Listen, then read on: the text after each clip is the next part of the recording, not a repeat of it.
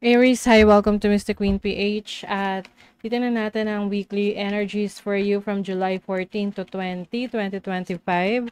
If you're interested in private readings, meron tayong link sa description at sa pinned comment. Pakicheck nyo na lang information kung paano mag-book for a private reading. And please subscribe to our channel to show your support, like, share this video, at comment na rin kayo kung kayo ay naka-resonate. Okay, let's see. Aries. July 14 to 20.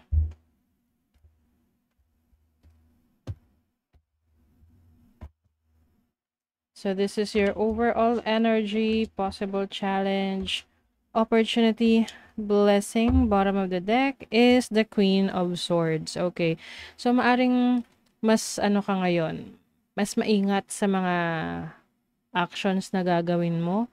Maaring meron kang pag-iisipan na desisyon ngayong week na to. Itong desisyon na to ay maaring may kinalaman sa trabaho mo or sa posisyon mo, lalo na kung ikaw ay leader sa inyong community or sa inyong trabaho.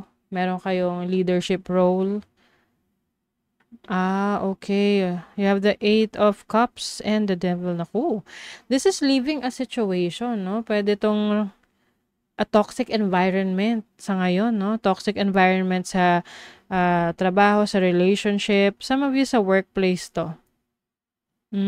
Okay. Some of you meron ditong parang pinagtutulungan kayo sa work. Or maaring merong mga tao na against or hindi sang-ayon sa mga gusto mong gawin. Okay. Some of you kasi nagiging successful kayo sa situation nyo ngayon. Like example, successful ka sa trabaho or sa business.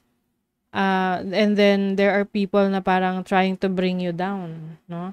Dahil nakikita nila na ikaw ay umaangat sa buhay.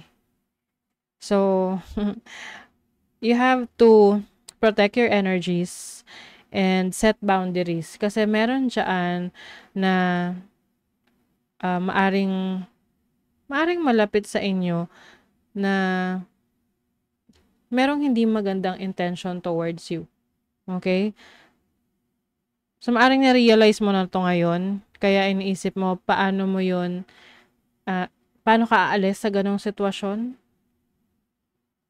Maaring merong person sa buhay mo, can be romantic or can be family member o kaya sa workplace na medyo toxic na, that you are really thinking of, leaving that situation. Gusto mo na umalis. So overall energy mo with the King of Swords, Saturn energy. Meron kang may gusto kang iwasan. I think itong pag-iwas na to ay mas makakatulong sa'yo, no? Makakabuti sa'yo.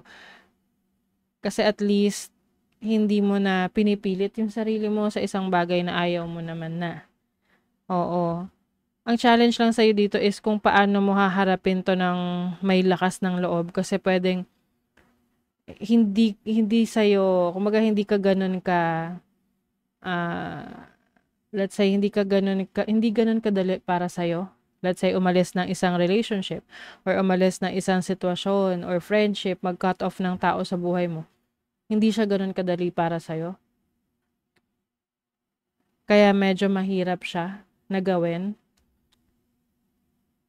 And then your opportunity is the 10 of Wands. You have the opportunity to do a lot of things. Yung tipong marami kang responsibilidad, marami kang kailangan gawin, na kahit na mabigat para sa'yo, kinakaya mo pa rin. Lalo na nga kung ikaw ay may katungkulan, leadership role sa workplace or breadwinner ka. Ikaw yung inaasahan. And with the Justice card as your blessing, I feel like magkakaroon ka na ng clarity sa iyong sitwasyon. Maliliwanagan ka na ano yung dapat mong gawin, ano yung dapat mong piliin, sino yung dapat mong piliin. And eventually, this will lead you to a blessing. Maaring sa ngayon hindi mo pa nakikita pero ito ay magiging blessing in disguise sa'yo. And if there are some cases or parang may kailangang pagdesisyonan, whether this is may kinalaman sa investigation or legal cases, mas papabor sa'yo yung sitwasyon or yung resulta or yung decision. Let's see the money, career, finances. The Emperor. The Six of Wands. Yeah, alam nyo yung iba sa inyo, Aries, you will be recognized sa work, sa career, trabaho, kung ano man tong pinupurso nyo sa buhay. Andyan kasi yung yung galing ninyo no? Yung tipong kahit na mahirap, talagang tinatrabaho nyo. So, you are going to be rewarded. I-reward ka ng universe. I-reward ka ng career mo, ng business mo. And some of you are feeling relaxed right now financially. Lalo na kung marami ka ng mga naipundar, meron ka ng financial security, maaring yung needs mo, nakukuha mo, yung mga pangangailangan mo, provided para sa'yo. And there's a transformation pagdating sa career, trabaho, or business. So, may energy shift, may pagbabago. This is for the better. Oo. Para sa kabutihan mo tong pagbabago na to. So, embrace mo yung, change na yan.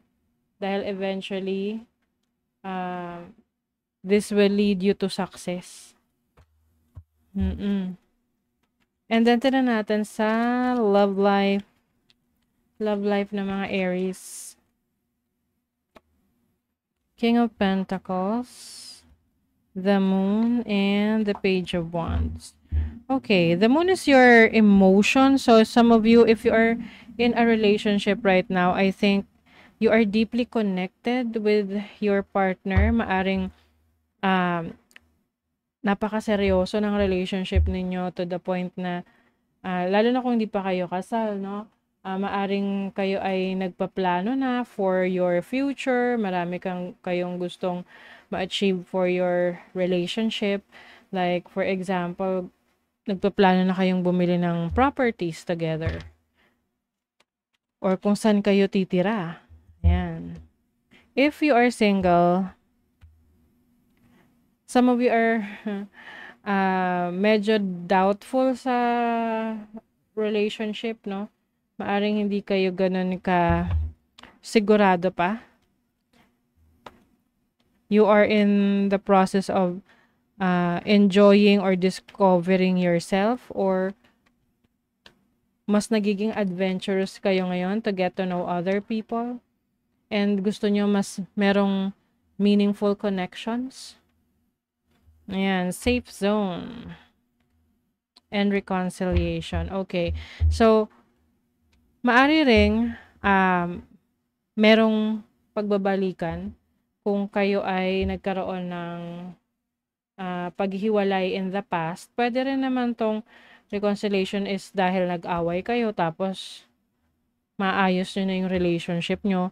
Maari kasing hindi ganun ka-open yung feelings nyo for each other. Like, hindi nyo na pag-uusapan yung problema sa relationship.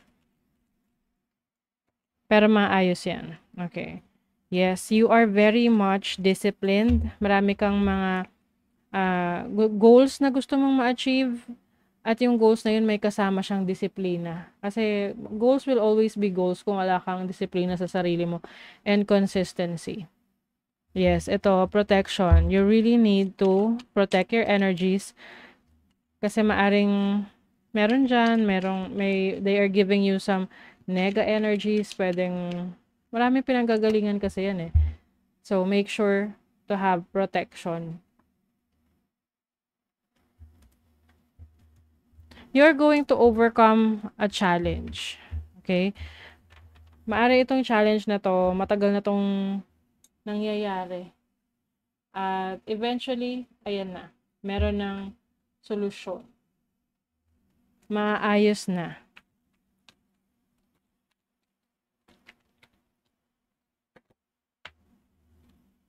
Yung mga minamanifest mo, oh. Wow, ang ganda. Ang ganda. You are going to be more empowered. At dahil sa tiwala mo sa sarili mo, empowerment na yan, this is going to bring abundance. Ma-attract mo na yung iyong minamanifest. Especially in your finances and career. Yes, tinan mo, oh, you are stepping into your own power. Wow. Finally. Ayan na. It's time to step up. It's time to lead. Okay? So that is your reading, Aries. Thank you so much. See you again.